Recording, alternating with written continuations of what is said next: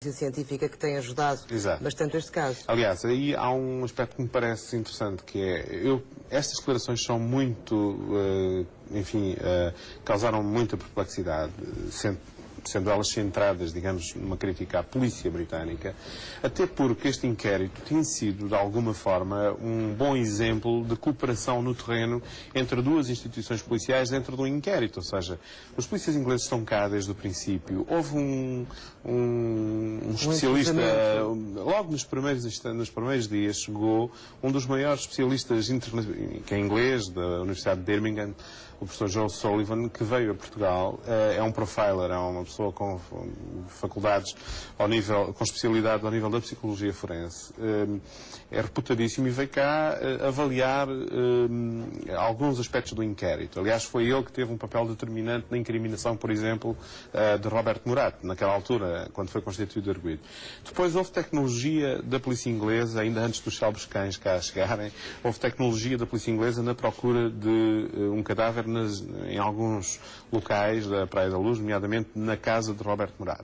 Houve depois os cães, tem havido os laboratórios, portanto, a cooperação a esse nível entre as duas instituições dentro do inquérito tem sido praticamente irrepreensível. É por isso que eu não conheço pessoalmente Gonçalo Amaral, nem estou mandatado para o defender, mas tenho ideia que tem uma carreira muito consolidada dentro da polícia, é um polícia muito prudente, muito cauteloso, e que tem uma relação, em regra, muito distante com os jornais e com os jornalistas.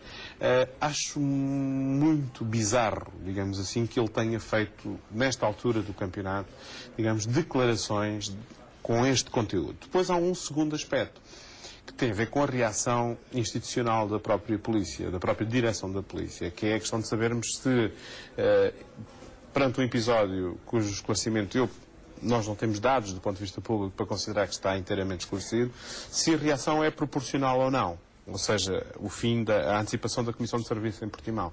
Eu penso que não, eu penso que isso é um disparate em certo sentido, porque no fundo é dar muita importância à decisão da direção da polícia. É um episódio lateral à investigação. É um episódio muito lateral a esta investigação e esta investigação, infelizmente, tem estado muito cheia de episódios laterais.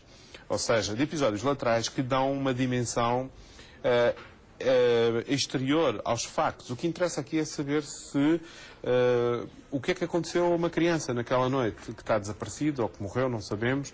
Isso é o essencial. Este homem, o Gonçalo Amaral, coordenador principal desta investigação, estava há bastante tempo a ser ciclicamente atacado pelos média ingleses. Exatamente. Esta é uma questão que se vem colocar desde há 3 ou 4 meses, pouco depois do inquérito ter começado. Há um aspecto aqui que torna ainda mais desproporcionada, penso eu, a reação da polícia, da direção da polícia, que tem a ver com o facto de Gonçalo Amaral ter sido, por várias vezes, atacado de uma forma, digamos, eu nunca vi isso nos médias portugueses, por exemplo, de uma forma ignóbil, que é dizer, foi fotografado num almoço em pleno verão, em Portimão,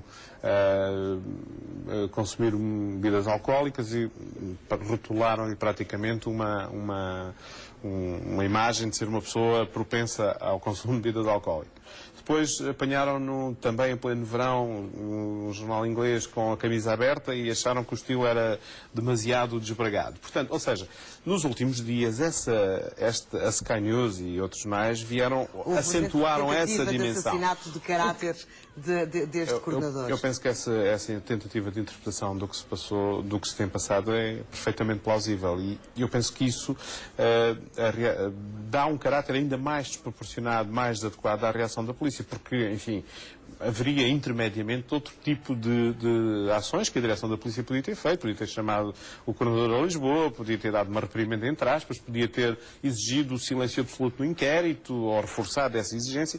Há uma série de coisas que a direção da polícia podia ter feito.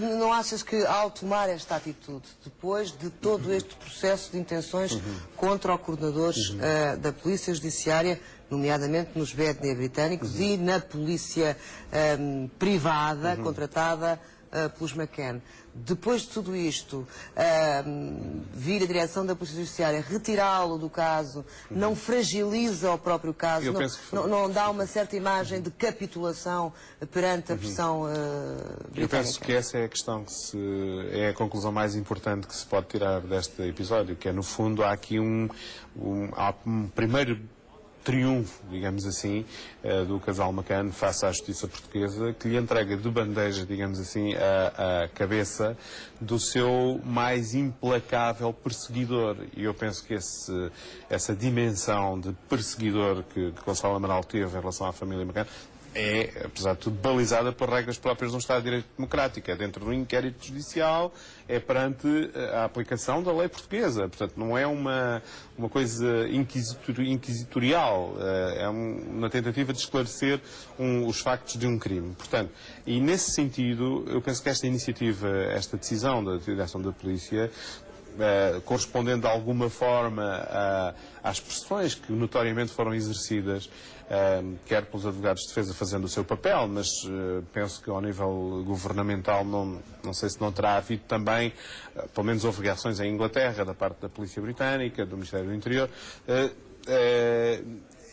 A forma como tudo acabou hoje é um fator de satisfação mais em Inglaterra, menos para aqueles que querem ver porventura o inquérito rapidamente resolvido.